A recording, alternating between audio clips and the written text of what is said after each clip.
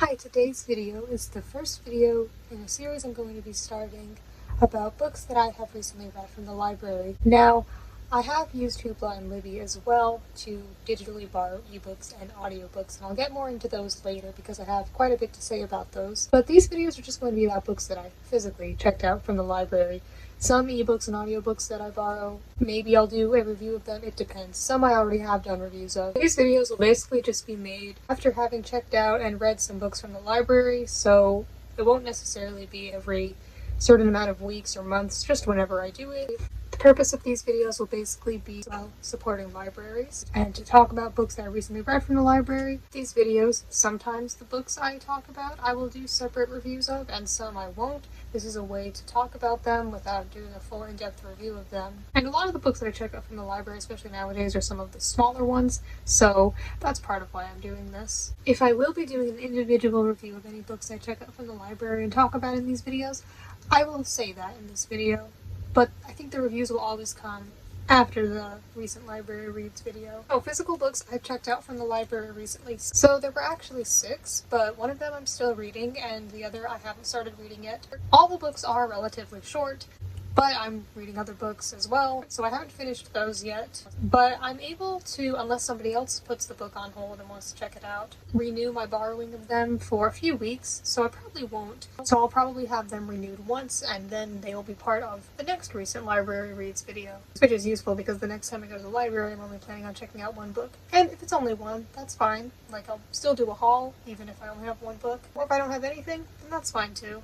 So, in this video, I'm just going to be talking about 4 books. So these are the 4 books that I got from the library. As you can see, they're pretty small. There's one kind of thick one here, but when I get to talking about it more, you'll see that it's not as long as it seems. So I'll just go in alphabetical order by author name because I like alphabetizing. So the first is Avon Green Soccer Machine. I've talked quite a bit about this series and this author on my channel already. This is by Dusty Bowling. So this is the 4th book in the Avon Green chapter book series. There is the Insignificant Events in the Life of a Cactus series by Dusty Bowling. That is a duology of middle grade novels, and then there are these books that came afterwards about the main character Avon when she was 8. And as you can see, they're pretty short. They've got some illustrations throughout as well, so they're even shorter than they seem. Text is very big. Doesn't take very long to read. So I talked about 2 of the books in the series. I did reviews on them, and I've mentioned them elsewhere on my channel as well. Now, I got this book because, I'm going to talk more about this later, I borrowed the first 3 books, Sleuthing Machine, Baking Machine, and Music Machine, through Hoopla. I read ebooks of them. I was going to read the ebook of Soccer Machine as well. But before I checked it out, I had heard that my county was going to be discontinuing their services with Hoopla. And I had a lot of ebooks and audiobooks that I still wanted to read on there, so I went through them and saw if any of them were available elsewhere, and some of them were. And there were some books I wanted to read more than I wanted to read this, but I wanted to read all 4 of them, especially before I go and read the sequel to Insignificant Events in the Life of a Cactus, which I haven't read yet. So I decided to look up if this book was available as a physical copy in any of the libraries, because I don't know what you do, but I can, with my county's library system, basically get a book from any library in the county. I can put it on hold and have it sent to my library. That's pretty cool. So there are definitely a lot of options between that, Libby, and formerly Hoopla. There are a lot of books I don't have to pay for. And with Hoopla and Libby, I can, and in the case of Hoopla, could borrow books without even having to leave the house. So anyway, I looked to see if this book was available as a physical copy, and it was. So I was like, I'll just check out a physical copy of this. It'd be cool to read a physical copy of at least one of them, so that I could use my last ever credits on Hoopla on a book I was more interested in that wasn't available elsewhere. So I'll get more into the Hoopla situation and talk more about Libby as well later in this video, but for now I'm just going to talk about this book. So I'm not going to do a review of this one. I did a review of Baking Machine and Music Machine, but this one was pretty good too. So this one is about Avon when soccer season has started.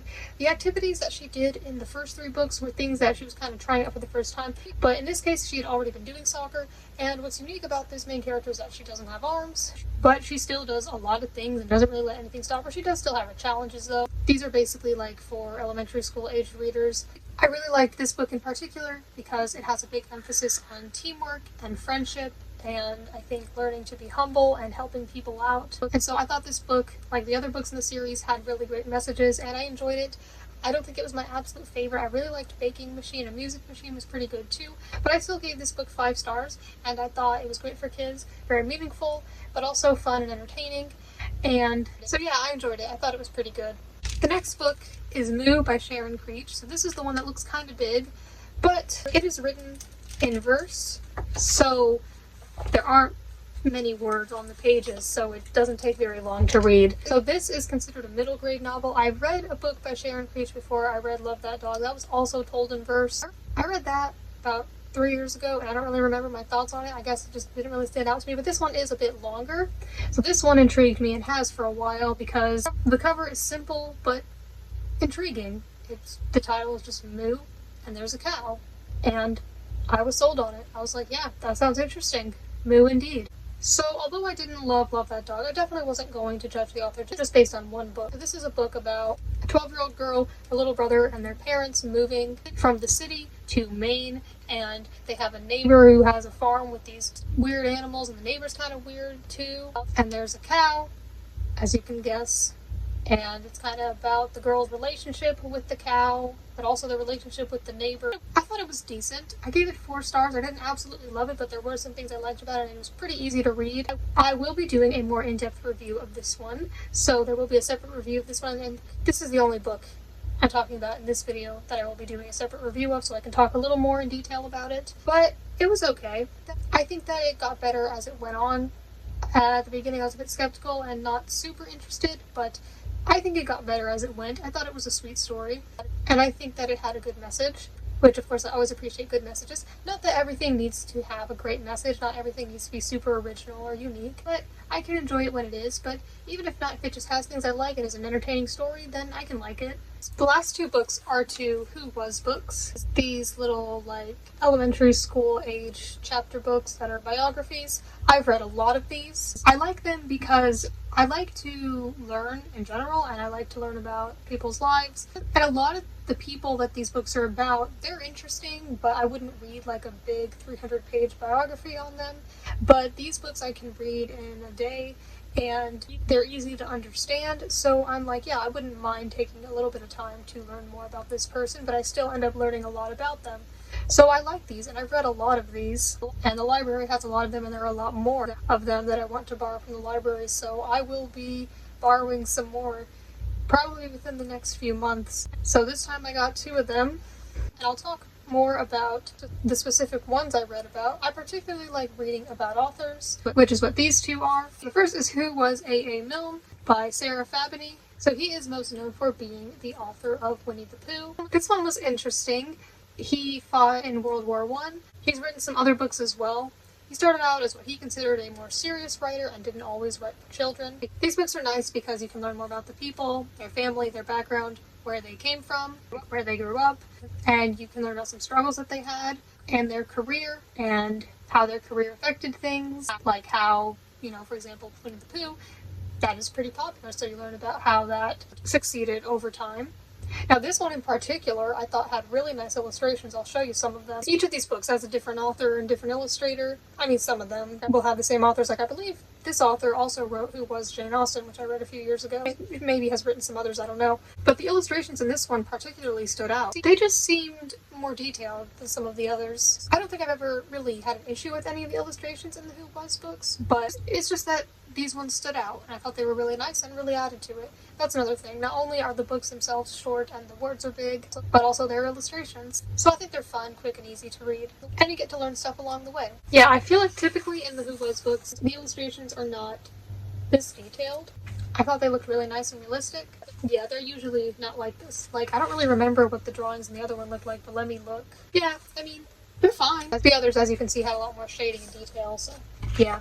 I'll get to this one soon. So, it's mostly Who Was books, like, about specific people, but they also have, like, what is the story of? I think they have, like, where was, what was. So they have a few others, and I looked up, like, all the books in these series and found which ones the library system has. They have most of them, and the ones that they don't have, they'll probably get in the future. Because the next book I'm going to talk about, I remember I had wanted to read for a while, and I think the library didn't have it at first, but they do now. So yeah, I definitely would like to read more of those. So this one was pretty interesting. I particularly liked hearing about his thoughts on war and how he thought it was unnecessary and didn't like it until other things happened, and then he was like, okay, maybe it's necessary sometimes. It was also interesting learning about how his son felt because if you don't know, Christopher Robin was the name of his actual son, and so that's who the Christopher Robin boy in the Winnie the Pooh stories was based on, how his son didn't really like that being him because of the attention and stuff it got him. Yeah, there are a lot of Who Was books on my TBR at the moment, and my library has most of them. So the other one was Who Was E.B. White by Gail Herman. So he is most known as the author of Charlotte's Web. See, he's illustrated here. And he also wrote some other popular books like The Trumpeter, Swan, and Stuart Little. I've actually never read those or seen any adaptations of them. Let me know if I should. This one was pretty good as well. I feel like I liked the one about A.A. Milne a little more, but this one was still pretty good too. It's kind of similar to the one about A.A. Milne. They were from different areas, and I tried to see how far apart they were in terms of age. They definitely lived around the same time, like they weren't born the same year or even the same decade, but close enough, I'd say. And I think a lot of things that they did were similar in terms of their writing journeys, but still two different stories. But yeah, through this one I learned a little bit more about World War I. So you get some history lessons about some other things in these books as well, not just the people they're about. An additional note about the Who Was books that was in my notes for this video, I feel like they don't just feel like textbooks, like they also typically seem to get into the emotions of the people that they're about and how they felt about certain things in their lives, and that's something I like. Makes them feel like real humans, even if they lived a long time ago. I don't think these people really did, but even if they did, helps you connect with them a bit more and reminds you that they are real people and that they are human just like us with struggles and problems. Now I'm going to take some time to talk more about Hoopla and Libby, as I said I would, since this is a video about libraries anyway.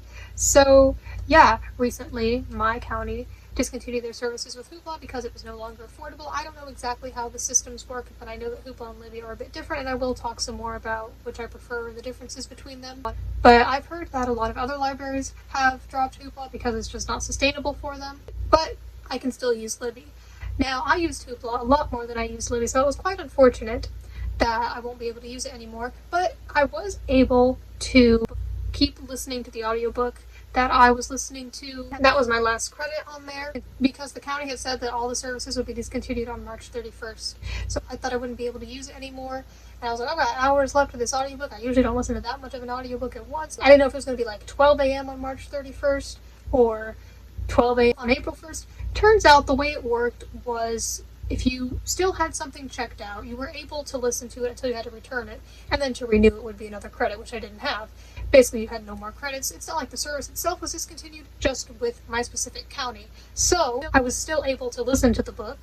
So I was still able to take my time and finish the book in time before it would have to be returned. So I'm very thankful that I got to do that. So I'm very glad that it worked that way, where I was still able to finish listening to what I had checked out even after March was over. I just can't check out anything more, so I no longer use Hoopla. But as I said, I used Hoopla a lot more than I have used Libby, and I even went and looked to see the numbers. I even watched some episodes of a TV show on Hoopla, but not counting that in terms of books. So I started using Hoopla last year in August, and I started using Libby shortly after in September. I think that the availability of what books they have on there might depend on the county, and I don't know exactly how the system works again. But anyway, I just know that with Hoopla, I borrowed 17 books. Now, with that one, you don't have to wait if someone else is already borrowing the book, but you do have a certain amount of credits you can use. I didn't think that this is how it worked, but I heard someone say that it can depend on what county you're in. For me, I think it was like 6 per month. I didn't always max it out. I think I only maxed it out twice, maybe more than that. So I had borrowed 17 books from Hoopla in that time. How many books did I borrow from Libby? Only 4. I've only borrowed 4 so far. So maybe I'll start using it more in the future. There are definitely some books on there that I want to read and listen to, but I haven't used it a whole lot. In terms of the fact that you didn't have to wait and just the way that Hoopla worked, I did prefer it. I liked it more. I had a friend that used Libby first, and then when she started using Hoopla, she said it was so much better. So yeah, I did like it more, and a lot of people, especially in my county it seems, felt that Hoopla had a better selection, but it's okay. So while it's unfortunate that I can no longer use Hoopla, I am grateful for the ebooks and audiobooks, and even some of the TV show, that I got to experience from using it. It was a pretty cool service, and it also helped me get more used to ebooks and audiobooks, because before, just last year, I didn't really read those, but I found that it's cool and more accessible. I mean, I knew that it was more accessible for people, but I just mean for me, sometimes it would just feel easier to read those instead of a physical book. I do still ultimately prefer physical books, but using those was pretty cool too. So we'll see if I start using Libby more in the future. I don't know if I'll even use it monthly, probably not. I don't have anything checked out from there right now, but we'll see how it goes. So let me know if you use both of those or just one or neither. And if you've used both or currently use both, let me know what you prefer or prefer. I like to hear your thoughts. I don't know if anyone prefers Libby. Not that it's a bad service, it's still good. And I understand if they have to do the thing where you have to wait if someone else is borrowing it. I don't think it's a bad service or that it doesn't work well. I'm just saying I didn't use it as much. And that could just be down to the selections it has as well. But it still seems to have a pretty big selection. So yeah, that's just a personal library update in this video.